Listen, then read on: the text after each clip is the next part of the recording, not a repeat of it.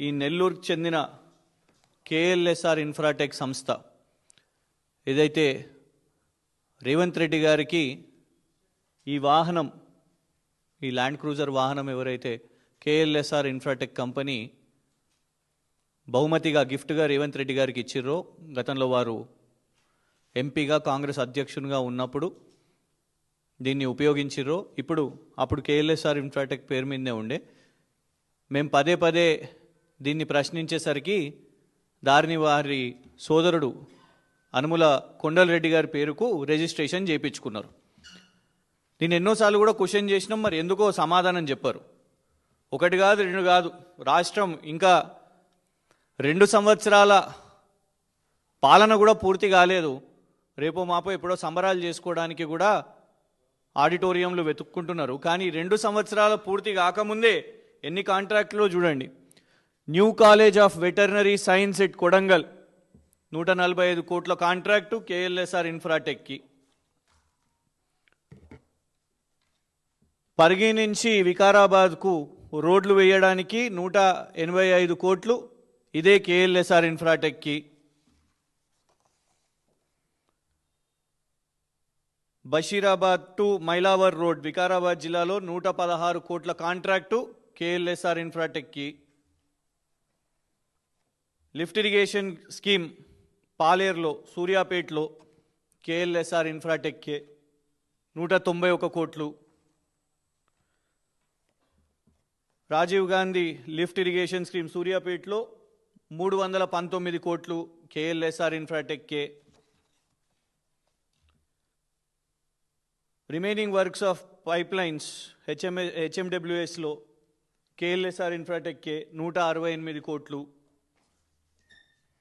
ఇలా ఇన్ని కోట్ల కాంట్రాక్ట్లు. లేటెస్ట్ రేవంత్ రెడ్డి గారి పెట్ ప్రాజెక్ట్ ఆయన వెబ్సైట్లో పెట్టుకున్నాడు. కేఎల్ఎస్ఆర్ ఇన్ఫ్రాటెక్ వెబ్సైట్లోకి వెళ్ళి తీసుకున్న స్క్రీన్ షాట్ ఇది. ఎందుకంటే ఇప్పటి వరకు అవార్డు అయిందా లేదా బయటకైతే చెప్తలేరు, కానీ ఆయన పెట్టుకున్నట్టు young India integrated schools, young India integrated residential schools నిర్మాణం కాంట్రాక్టులు కూడా ఇదే కేఎల్ఎస్ఆర్ అనే కంపెనీకి ఇస్తున్నట్టు వాళ్ళు వెబ్సైట్లో పెట్టుకున్నారు. సరే, కాంట్రాక్టులు సర్వసాధారణంగా వస్తాయి. ఇవి మేము సూర్యాపేట్కి, కోదాడికి, సంగారెడ్డికి రాసిన ఆర్టీఐ ప్రశ్నలు. ఈ కేఎల్ఎస్ఆర్ ఇన్ఫ్రాటెక్ కంపెనీకి మీరు ఇచ్చిరు కదా, వాళ్ళ ఆర్థిక లావాదేవీల సంగతి ఏంటిది, వాళ్ళ ఫైనాన్షియల్ స్టెబిలిటీ ఏంటిది, వాళ్లకు ఏ బేసిస్కి ఇచ్చినారు మీరు, ఈ కంపెనీ ఏమైనా దివాలా తీసిందా, ఇన్సాల్వెన్సీ కేసు ఏమైనా నడుస్తుందా అని మేము ఆర్టీఐ ద్వారా పలానా అధికారులను, roads and buildings department, irrigation department వాళ్ళను అడగడం జరిగింది. అడిగితే వచ్చిన రిప్లైస్ ఇవి. కొందరేమో మేము సమాచారం ఇవ్వలేము అని, no representation or clarification has been submitted by KLSR Infratech, వాళ్ళు ఏమి ఎలాంటి సమాచారం ఇవ్వలేదని. ఒకళ్ళేమో సంగారెడ్డి నుంచి వచ్చిన రిప్లై, వాళ్ళు ఈ కాపీ మెయిల్ చేశారు. వాళ్ళ చార్టెడ్ అకౌంటెంట్, కేఎల్ఎస్ఆర్ ఇన్ఫ్రాటెక్ యొక్క సంస్థ చార్టెడ్ అకౌంటెంట్, వాళ్ళు అందులో ఏం చెప్పినారు అని అంటే 2014 నుంచి 2025 వరకు వీళ్ళ కంపెనీకి ఎలాంటి ఇన్సాల్వెన్సీ అండ్ బ్యాంక్రప్సీ కోడ్ కేసులు లేవు, ఎలాంటి కేసులు అయితలేవు అని వాళ్ళు చెప్పడం జరిగింది. ఎందుకు ప్రధానంగా ఇవాళ ఇది పెడుతున్నాము అంటే,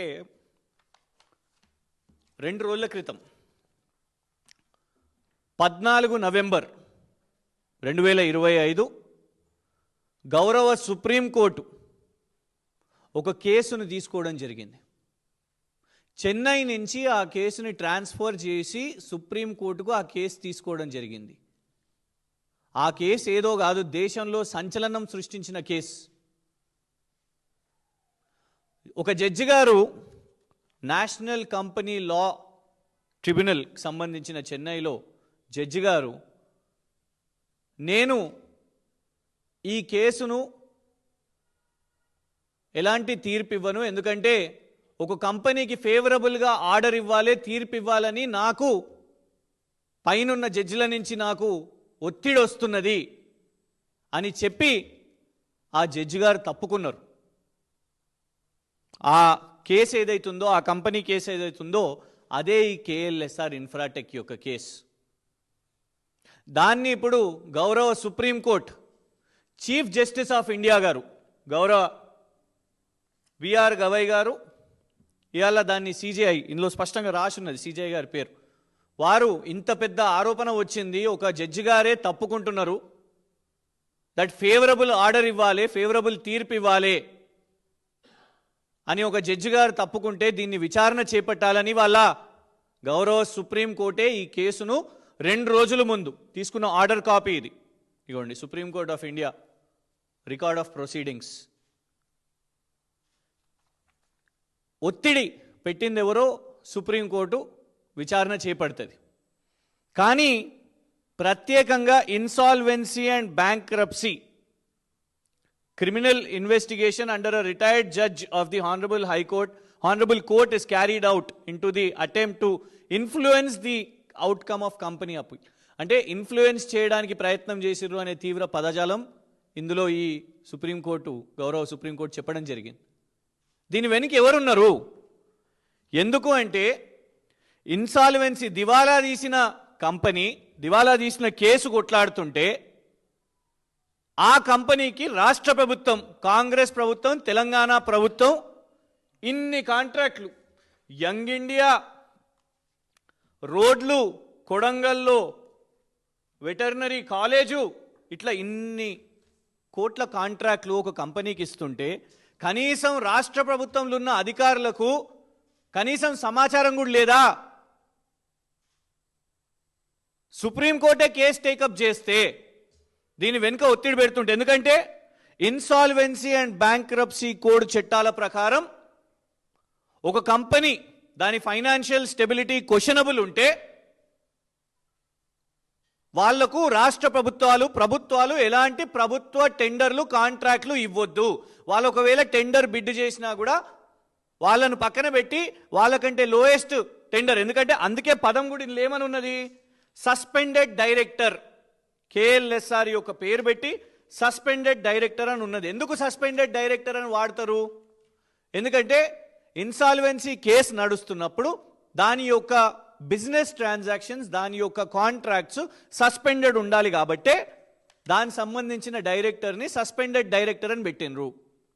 మరి ఎందుకు రాష్ట్ర ప్రభుత్వంలో ఉన్న ముఖ్యమంత్రి గారికి ఈ కేఎల్ఎస్ఆర్ ఇన్ఫ్రాటెక్ మీద గింత ప్రేమ ఎందుకు? గిందుకేనా?